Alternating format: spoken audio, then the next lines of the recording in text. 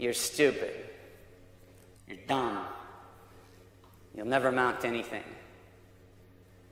And I was 8, and honestly, I didn't know how to process that.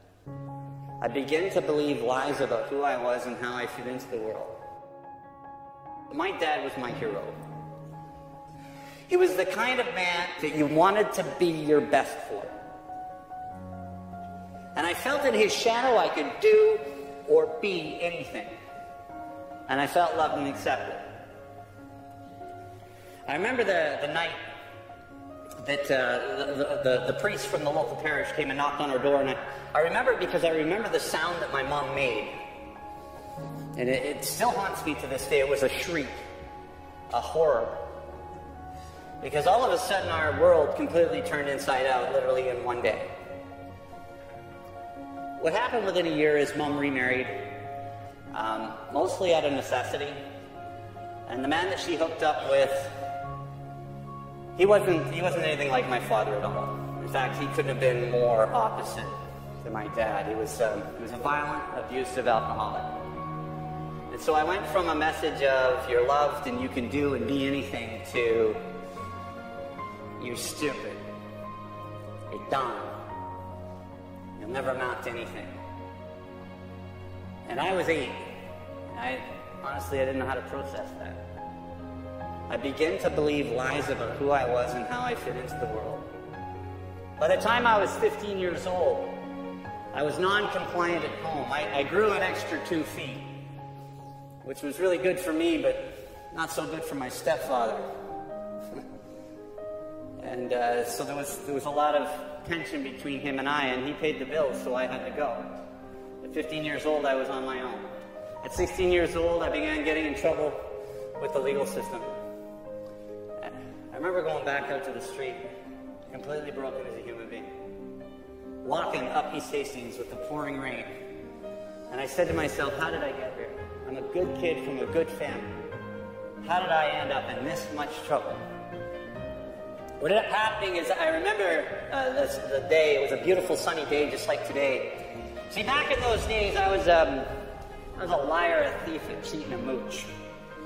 And I saddled up beside this guy sitting at a bus stop named Gus because he had a cigarette.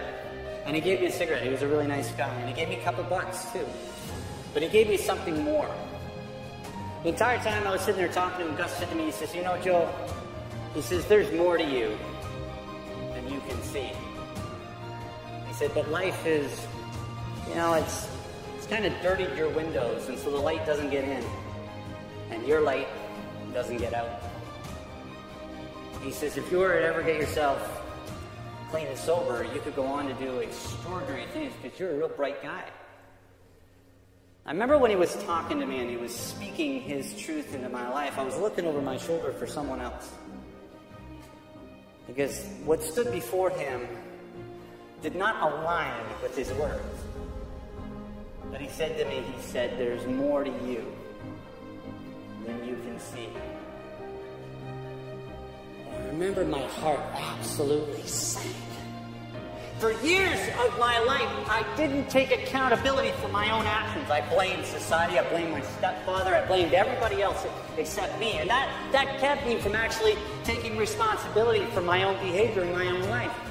It deflected it. But on that moment, the miracle happened for me. And the miracle was that I became teachable, I became pliable, and I became willing to do just about anything. You know, one of the things that I know today is that discontentment is the catalyst of change. And what I mean by that, it's oftentimes not until we're backed into a corner where we become teachable, where we become willing to do something different. But you see, possibility always exists. It never goes away. It's always present. Even at my lowest point on the 100 block of East Hastings, the possibility of transformation was there. You never know how far you can go until you absolutely empty the tank. I believe that the tragedy of life is not that it ends too soon, but that we wait too long to begin. Because we're afraid.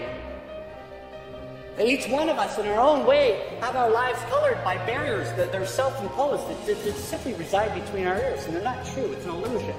But we let that illusion keep us back. And I started to flower, I started to come out, and I started to do incredibly well. I went from a kid pushing a shopping cart around the downtown east side of Vancouver to being on the cover of Canadian Business. Because inside every single one of us is infinite possibility.